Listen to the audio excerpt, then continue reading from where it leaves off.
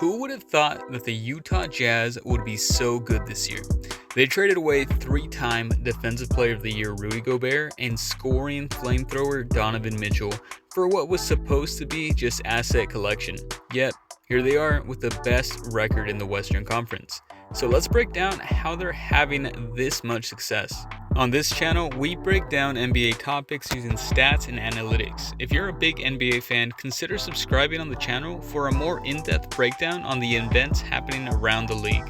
Liking the video would also be awesome, as these take quite a while to make and would help the channel grow. Okay, so how has the Jazz been so good this year? You might think it's a fluke, or place it on one thing like breakout player Lauri Markkanen, or the team's great defense so far. But in reality, it's all of that and more. So let's get into it. Number 1, Utah has put together a great defensive effort on threes this year. With the NBA in an era that lives and dies by the three-point shot, you can see why Utah has been solid on defense with the 10th best defense thus far. They hold opponents to just 32% shooting from three, second best in the entire NBA. That encourages teams to challenge the Jazz inside instead, and Utah lets opponents shoot the second most two-pointers in the league, the much less efficient shot compared to threes. An offense that revolves around creating shots on the perimeter will stagnate against this Jazz scheme. A key piece to the lockdown perimeter defense is the multiple big, lengthy wings on the roster. And in fact, the team only has two players on the roster shorter than 6'4", Mike Conley and Colin Sexton, who have been strong defensively this year in their own right. And in addition to those players, they have Jared Vanderbilt, Nickeil Alexander-Walker, Malik Beasley, and Rudy Gay, who have been stellar this year when contesting shots beyond the arc. If opponents decide to avoid that trouble and drive to the basket instead, they have to contend with capable rim protectors in Kelly Olynyk, Markkanen, and rookie Walker Kessler. And speaking of Kessler, he looks like the next up-and-coming Rudy Gobert, not something you typically have coming off the bench. He might be the Jazz's secret weapon that earns a starting role sooner rather than later. Overall, Kessler held opponents to 9.4% worse shooting. If we translate his stats to 36 minutes, the Rook becomes even scarier.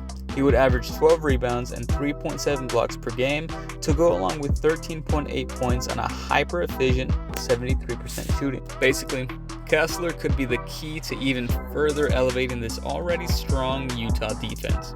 Number 2, let's talk about the roster that had defied the odds and created a great offense, which is currently number 2 in the entire league. Typically, teams that trade away stars aren't supposed to be this good. Normally, you see players fighting for minutes, chucking up shots, and generally just not playing good basketball. But that just isn't the case with this team. The Jazz average the 5th most assists in the league, which has led to the 4th most three-pointers attempted. Utah has an enviable mix of young talent ready to fire on all cylinders whenever needed. But to keep that under control, the team has many proven veterans to keep order in the locker room. This has accumulated to beautifully played, non-selfish basketball.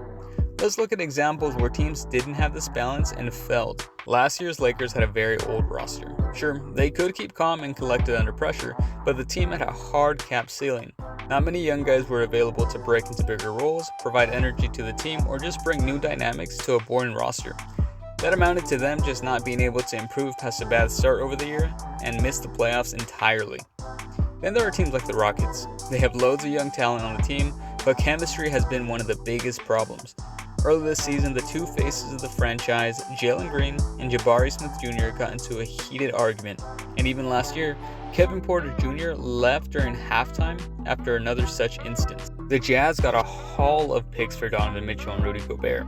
They don't need any more assets. Holding on to what they have and using their picks when the right kind of star comes along is a great option instead of blowing all of this up and tanking for the slim chance at a young star through the draft. Finally, let's talk about Lauri Markkanen. Originally drafted by the Bulls, Markkanen has shown star potential throughout his career, but the Bulls essentially gave up on him after some disappointing last few seasons with them. But with the Cavs, he had a bit of a resurgence as a key piece in a jumbo-sized lineup, but no one thought that he would be a long-term answer the Cavs were looking for. So when he was traded to the Jazz, there weren't too many eyes on him having a breakout year. But that's exactly what's happening. In Utah, Markkanen is averaging 22.3 points per game, 8.5 rebounds, and 2.4 assists to go with a block. He has been very efficient in this big role too, having a player efficiency rating of 22.5 and the highest overall field goal percentage of his whole career. He's a versatile player, holding his own on defense and having heavy minutes as a center, power forward, and even small forward. He has likely found a long-term home with the Jazz, becoming a key piece that's elevating them to be one of the best and surprising teams this season. That's all we have today. Don't forget to subscribe for more videos like this, and liking the video would also be awesome. Let me know what you think about the Jazz. Thanks for watching.